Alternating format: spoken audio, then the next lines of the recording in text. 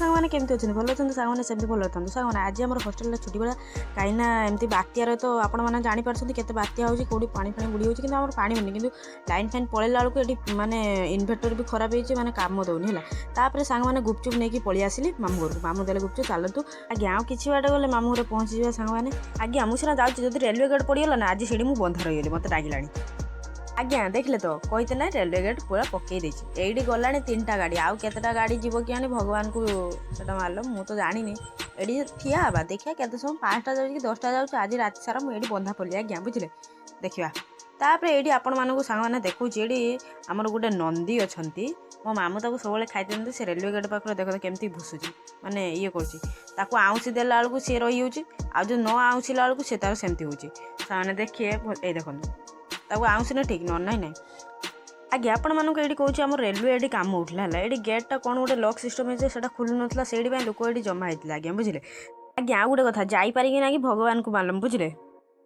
ଆଜ୍ଞା ଫାଇନାଲି ଆସିକି ପହଞ୍ଚିଗଲି। ଆଜି ମାଡ଼ ଖାଇବି କି ନାହିଁ ତା ପାଖରୁ ଭଗବାନଙ୍କୁ ମାଲୁମ୍। ଦେଖୁନାହାନ୍ତି ଗୁପଚୁପ୍ କେର ଆସିକି ନେଇଗଲାଣି। और अभी तो रुको। ଏଟା କ'ଣ ଆଣିଛି ମୁଁ? ଗୁପଚୁପ୍। କ'ଣ ଆଉଥରେ କ'ଣ କହିଲ? କ'ଣ ଆଣିଛି? ଗୁପଚୁପ୍। ହଉ ଚାଲ। ଆଜ୍ଞା ଆସ୍ତେ ନାହିଁ ସିନା ମୁଁ ମାଡ଼ ଖାଇନି, କିନ୍ତୁ ସେ ଗୁପଚୁପ୍ ନେଇକି ଆଜି ପଳେଇଲା। କାହିଁକି ଗୁପଚୁପ୍ଟା ନେଇକି ଆଇଛି, ସେଇଥିପାଇଁ ଆଜି ମାଡ଼ ଖାଇନି ହେଲା। ଆଜ୍ଞା ସେ କ'ଣ କହୁଛି ଆପଣମାନଙ୍କୁ ଟିକେ ଭଲସେ ଶୁଣୁଥିବେ। ଆଜ୍ଞା ବୁଝିଲେ। ଆଣିଛି ମୁଁ କ'ଣ ଆଣିଛି? କ'ଣ ଆଣିଛି? କିଏ ଖାଇବ? ତମେ ଖାଇବ?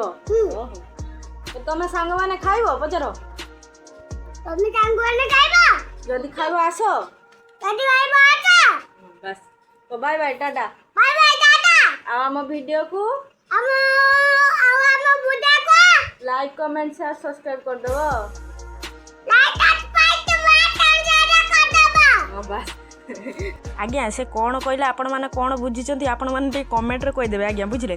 ତାପରେ ଏବେ ମୁଁ ଗୁପଚୁପ୍ ଖାଇବା ପାଇଁ ଲାଗି ପଡ଼ିଥିଲି ହେଲା। ସିଏ ତାପରେ ଗୁପଚୁପ୍ ଖାଇକି ସିଏ ପଳେଇଲାଣି। ଆଉ ସିଏ ଦୁନିଆରେ ଦେଖା ହେବ କି ନାହିଁ, ସିଏ ତାର ଗୁପଚୁପ୍ ନେଇ ନେଇ ପଳେଇଲାଣି। କିନ୍ତୁ ଦେଖୁନାହାନ୍ତି ମୋ ପଛରେ ଆଉ ଜଣେ ମୋ ସାନ ଭଉଣୀ, ସିଏ ଗୁପଚୁପ୍ ଖାଇବା ନେଇ ପଳେଇଗଲାଣି। କାରଣ ମୁଁ ପରେ ଆଣିଛି ସେଇଥିପାଇଁ ସିଏ ଏମିତି କହୁଛି।